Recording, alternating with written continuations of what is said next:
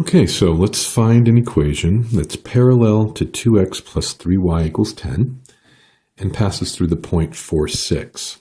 And then I want you to graph both lines just to make sure that what you actually graphed is actually parallel, okay?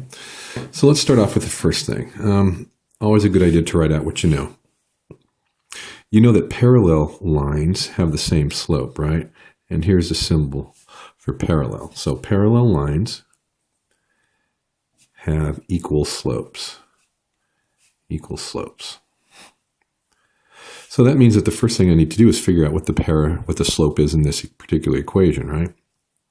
Now 2x plus 3y is written in standard form. Remember what standard form means. Standard form means that the x and the y are on the same side. And there's a formula to figure out what the slope is for the standard form. It's negative a over b. Okay, and remember that a is the coefficient in front of the x, b is the coefficient in front of the y. So what we're going to do is we're going to replace a, and we're going to replace b. So a is 2, b is 3. So the slope for this equation is a negative 2/3. Okay, so now we got the slope. So step 2. If the slope is negative 2 over 3, and there is a point 4, 6, what is an equation that contains a slope and a point? And if you said the point slope form, you're absolutely correct. So let's go ahead and plug these numbers into the point slope form. And remember what the point slope form is. Y minus y1 is equal to m times x minus x1. So let's start plugging numbers in. Step 3. Y minus y1, so the y here is 6. And remember, you only replace the x1 and the y1, okay, not the x and the y. And that's going to be equal to negative 2/3 x minus, in this case, 4, okay? So here's our equation, except that I asked you to write the equation in slope-intercept form, right? And remember, slope-intercept form is y is equal to mx plus b, and this is not in mx plus b. So what we can do now is to convert the standard form, or the point slope form rather, into the slope-intercept form.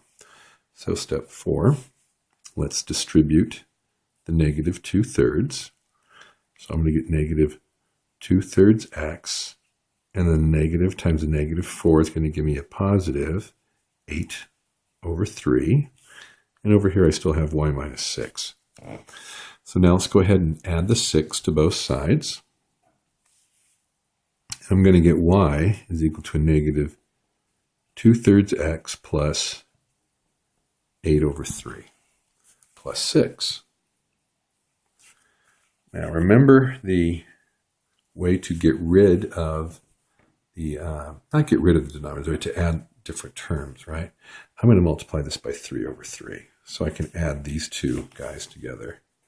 So my step 6 is going to be y is equal to a negative 2/3 x plus 8 over 3 plus 18 over 3. And then final, I know I'm writing quite a bit, but I just wanted to write every single step as much as possible. Y is going to be equal to a negative 2/3 x plus 26 over 3, and there's my final answer in y is equal to mx plus b form. Now let's go ahead and graph these two lines and just see what kind of lines we get. All right, you don't need graph paper to just get the idea. Let's go ahead and just try this. Okay, so there's my xy axis. Well, actually, let's go ahead and do this part first. Let's go ahead and do the standard form. So So remember, the standard form is also called the xy intercept form. So if x is 0, y would be 10 over 3. So x is 0, y is 10 over 3. 10 over 3 is 3 1/3. So let's go 1, 2, 3, 4. 3 1/3 is right about there. If y is 0, x would be 2x is equal to 10 or 5, right? So 1, 2, 3, 4, 5. So there is 2x plus 3y is equal to 10. And let's go ahead and label that. 2x plus 3y is equal to 10.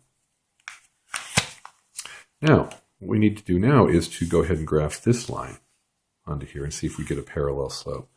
Now, 26 over 3, right, is basically, what, 8 2/3? Is that correct? Yeah, 8 2/3. So 1, 2, 3, 4, 5, 6, 7, 8. And let's just say that's the 8 2/3. Now, the slope we said is -2 over 3. So we're going to go down to, that'll be 1, 2, and then over 3. 1, 2, 3. So look at that. We got 2 points. And sure enough, looks like we're going to have approximately parallel lines. Okay, so we were able to go ahead and get the answer to this one. Okay, I hope that was helpful.